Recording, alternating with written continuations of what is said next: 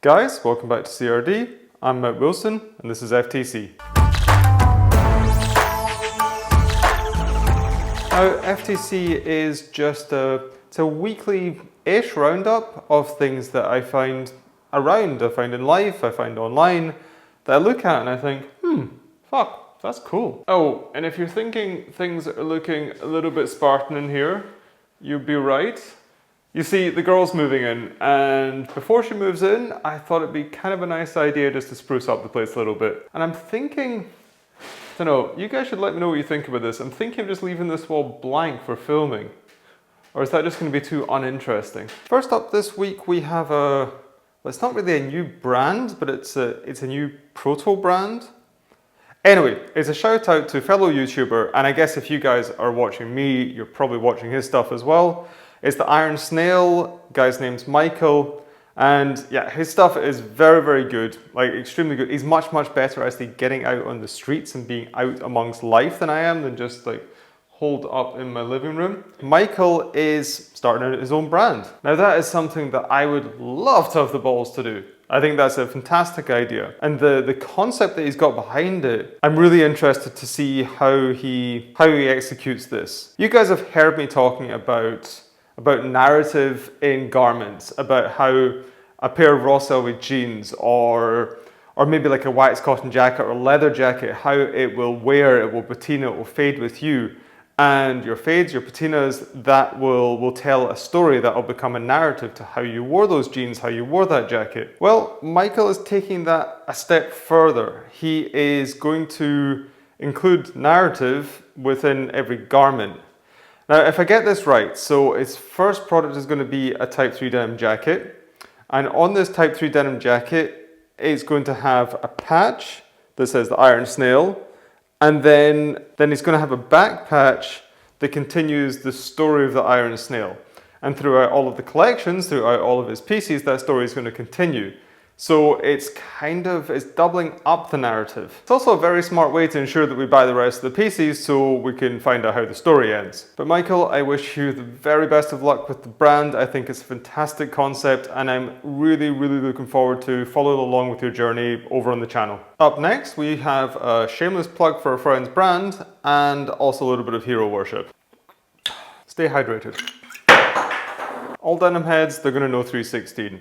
And I think anybody who's even a tiny little bit into menswear, men's fashion, and sort of that lifestyle that goes along with that are going to know the podcast Throwing Fits. For those of you who have a life and have got better things to spend your money on than clothes, Throwing Fits is Lauren Schlossman and James Harris. And I've been fanboying about these two for a really long time. Back in the day, well actually not even that back in the day, like 4 or 5 years ago, they had a series called Fashion Bros on Complex. I think it was Complex TV. They had a series called Fashion Bros, which acted as a big part of my education in this fashion world. I did have a spell where I tried to have my own version of their wit and their repartee, but that just came off as me being a massive douchebag. Luckily for friends, family, and anybody with ears, I've abandoned such ideas of becoming ever so suave, and I content myself with just being a fanboy. Anyway, that was then, this was now, and I've continued my education in this fashion industry through Throwing Fits. It's self-professed as the only show that matters, and they describe it as two grown dirtbags navigating the male zeitgeist. Did I get that right? Two grown dirtbags trying to navigate the male zeitgeist. Either way, it's definitely worth a listen, and the Instagram accounts that accompany, well, both James's and Lawrence's and the Throwing Fits one, they're definitely worth checking out. All of these are linked below. Now finally, to the collab. The idea of the Throwing Fits collab is to fill the spaces that Lawrence and James have in their wardrobe. Presumably, if they've got those spaces in the wardrobe, then most of us have it as well. And apparently they're missing a decent pair of fatigues in their wardrobe. So it is a very good thing that Andrew and the 316 guys, they've had a very solid pair of fatigues in the lineup for the past few years now. These fatigues are based on military surplus items that they found that were standard issue for the American military, like back in the days.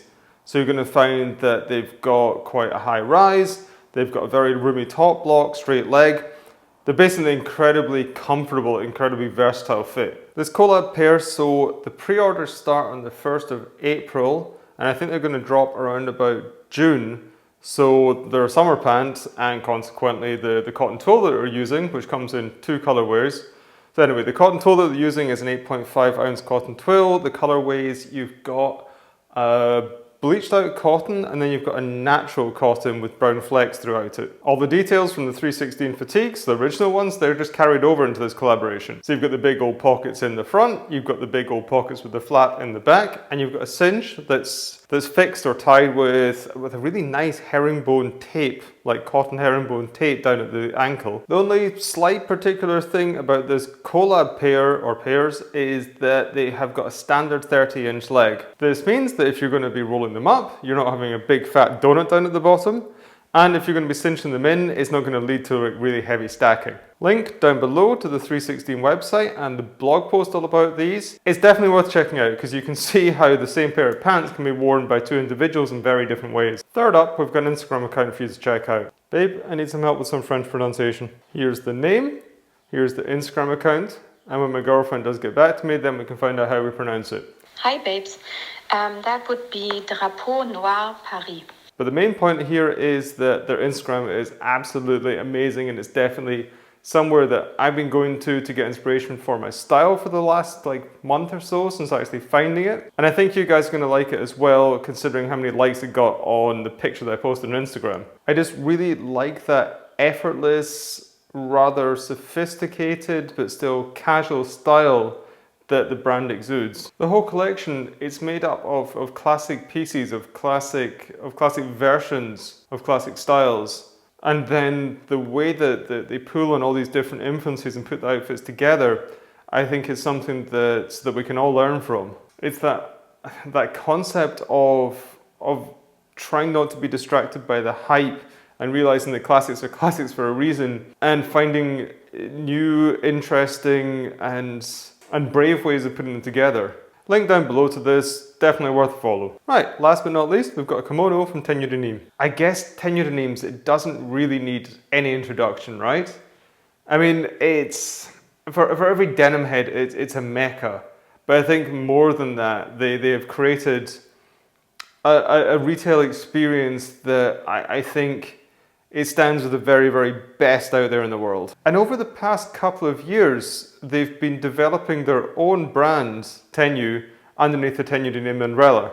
And it's grown to be a full collection of some beautiful, beautiful pieces. They've got jeans with amazing washes and fits. They've got some of the nicest iterations of specific models of denim jackets that I've ever seen. They have got great basics with their t-shirts and their hoodies.